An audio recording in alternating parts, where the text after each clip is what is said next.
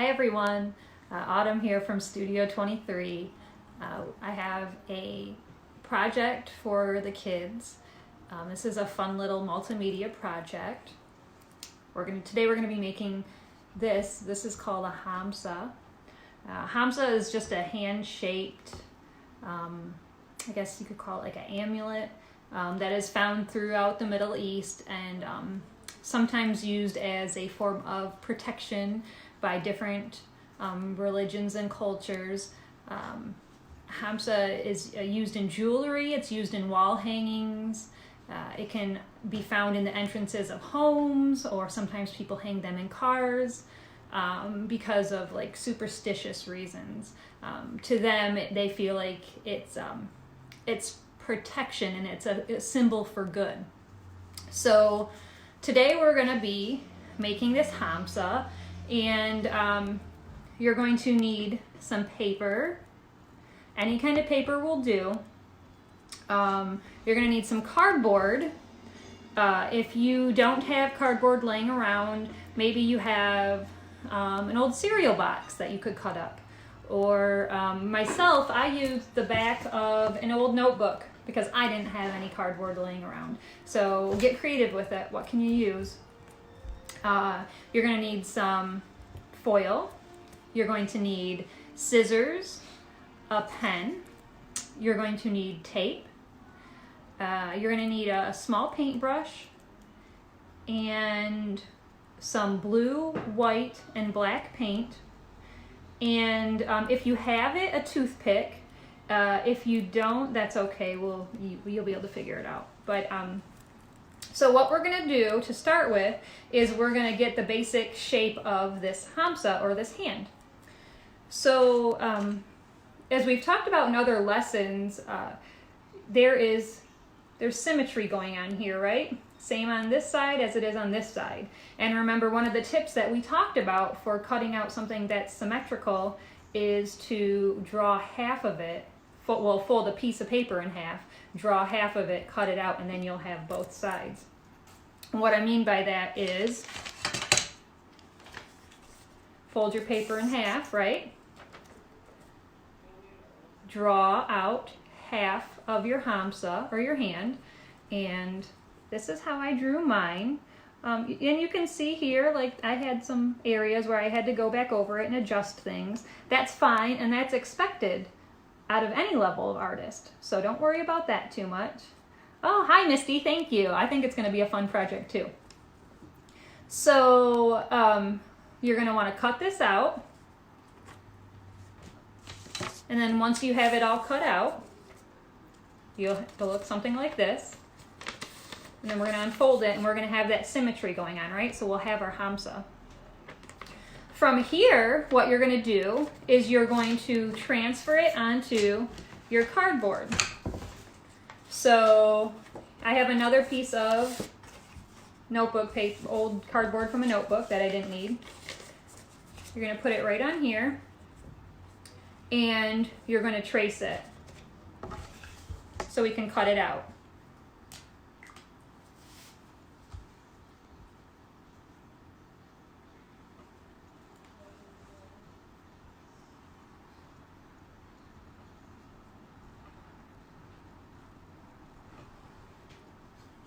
No. And I'm just going right along the edge of it. It doesn't have to be perfect, but try and take your time with it. You're learning some good skills here, some good drawing skills by taking your time, right? So take your time with it.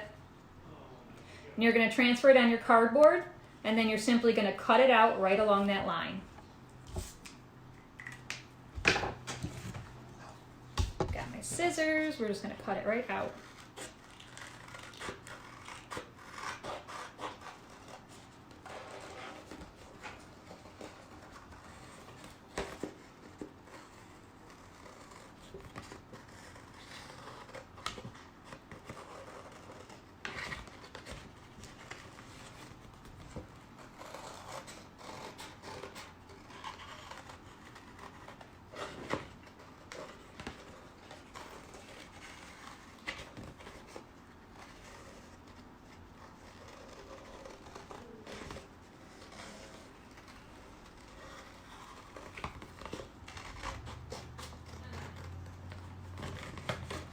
So if you've never heard of a Hamsa before, I really encourage you to go online and look it up. You can find some really, really cool facts about them, and that they've been around for a really long time.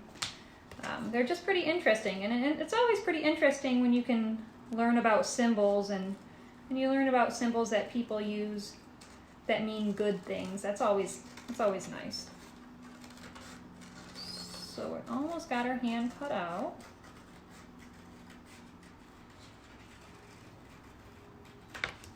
All right, hand is cut out. So now what we're gonna do is we're gonna cover it in foil.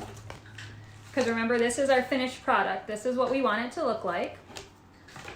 Okay, and just the front of it is gonna be covered in foil. We're just gonna tape up the back. And if you look at this one, you can see the back of it isn't super pretty, but that's okay because we want the front to be pretty. So you don't need a huge piece of foil, just big enough to cover the hand, should be good, okay? Now make sure when you start to tape it down, you want the shiny side out, not the more matte side. You want shiny side down, okay? And then you're just gonna start to tear and move your foil to fit right around the hand. And I'll do a little bit so you can see exactly what I'm talking about.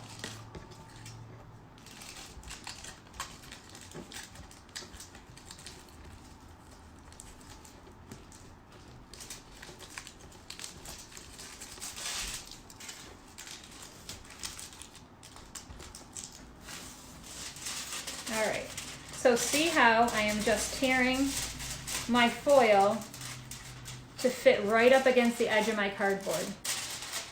That's what you want to do. And you can fold it over if you need to, that's fine. Just make sure you fold it nice and flat, okay?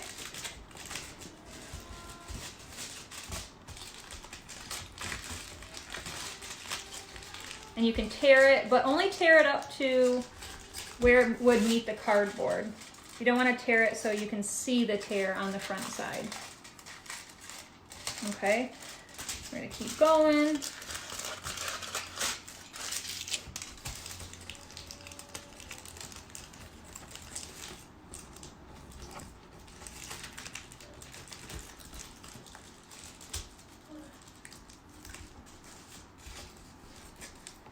And I just want to mention that I have seen a lot of projects over this last week that our artists at home have been creating, and I just want to say thank you so much for posting them and sharing them with us. We've absolutely loved seeing them and seeing all the ways you've gotten creative with things, ways that I've never even thought of. And we really just enjoy seeing those and sharing them, or being able to share them for you. So if you decide you want to make this Hamsa project with us, if you want to share it, tag us, hashtag Studio23 on the go. Share it, and we'll be able to share it also and show people what you're up to. Okay, so as you can see, I have it wrapped around here pretty well.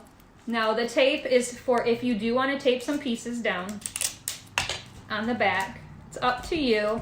I like it just because I think it'll make the foil stay a little better, but that is up to you. And I'm just going to put a couple pieces down. I'm not going to get carried away with it at all. All right, there we go. So got that part done. Okay. Now we're gonna move on to the little drawings that you're seeing on here. Now, one of the things you'll notice if you look on here is that there's like a little bit of well, first of all, there's a lot of line work going on, right? So you're gonna be drawing a lot of lines, but there's also there's a little, notice how there's like an importance put on the eye, or dominance, right? You call it dominance because we made it so big and we even painted it. So that's a way we can add a little more attention and detail on our art is by making something bigger like that and giving it dominance. Another thing you'll notice is there's a lot of balance in what we've drawn. There's a spiral here and a spiral here. There's these little, I know it might be hard to see, these little ovals going down this finger, going down this finger. See, there's a lot of balance happening here. Oval here, square here, square here. And that helps with the overall piece of art. That helps it make look a little bit better. So that's why we want to include things like balance, symmetry, dominance. They help make our artwork better, okay? So now how you're going to make these lines is you can either use a toothpick if you have one, or you can use maybe an old pen if it doesn't work. That would be something great to use. For mine, I didn't actually have either of those, so I actually used the back of an old paintbrush. So again, if you don't have a toothpick, get creative with it. What do you have in your house to create art with? So I'm going to grab my paintbrush. And you're just going to start by drawing your lines. And the first lines I want to draw are the lines that create the fingers. See how we just have these straight lines going from the top down to like where the hand starts, right around the thumb area. You just want to draw 2 lines so you can have your 3 fingers there in the middle. And I'm just going to use my brush, like I said, and draw some straight lines. But I'm going to try and take my time because I want them to look kind of straight, right? Okay, so I got my lines. Now I'm going to start drawing some designs. So this is, if you've ever done Zentangles or something like that, this would be a great time to use some of those line ideas. You could draw swirls, you can draw ovals, you can draw squares, you can draw zigzags, you can draw and pretty much any kind of line you can think of, a segmented line. So this would be a great time to practice all those different lines that maybe you've learned in Zentangles or in art school or anything like that. So, but we just want to make sure we have balance. So I'm just going to do some ovals really quickly.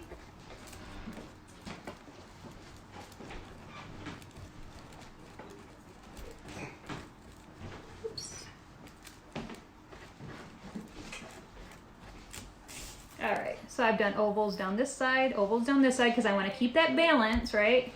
And then down the middle, I think I'm just going to do wavy line.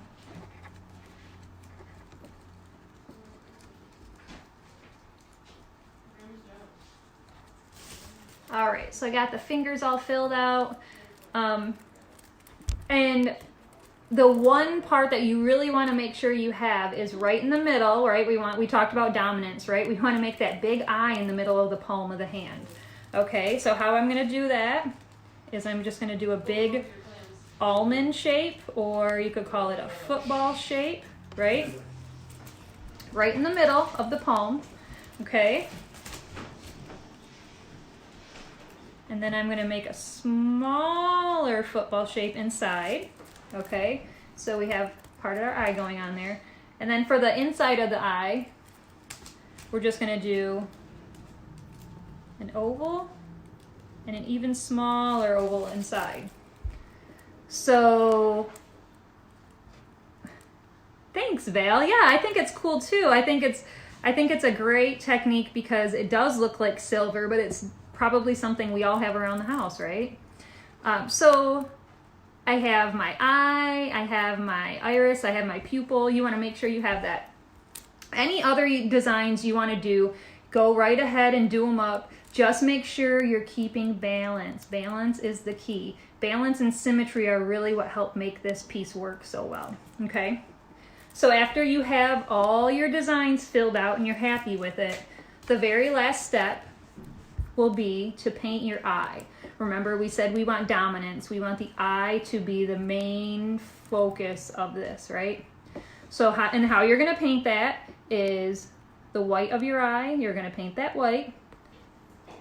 That line that you created is just going to be blue. You're going to mix a little bit of white and a little bit of blue together to make this light blue for the iris. And then you're going to take a very small amount of black just for the middle for the pupil. And then your piece will be finished. If you want to hang it up, you could always ask someone at home to help you hot glue a little piece of fabric or cardboard or something on the back so it could hang on your wall. Or maybe you have those sticky tabs too to hang. I know I have those in my house. They're so much easier. But I would ask permission first, if make sure it's okay to hang stuff up. But otherwise, you're going to have this really fun, really cool project that I'm sure not a lot of people will have in their house. So I hope you enjoy this. I hope you have fun making it. If you do make it, we would love to see what you made. So like I said, if you make your own Hamsa or hand, please tag us, #Studio23OnTheGo. And since you're making it online, you can always add the hashtag #MakeArtVirtual. And that's it for today. That's today's project. And I'll be back soon with another project. Thanks for joining me. Bye.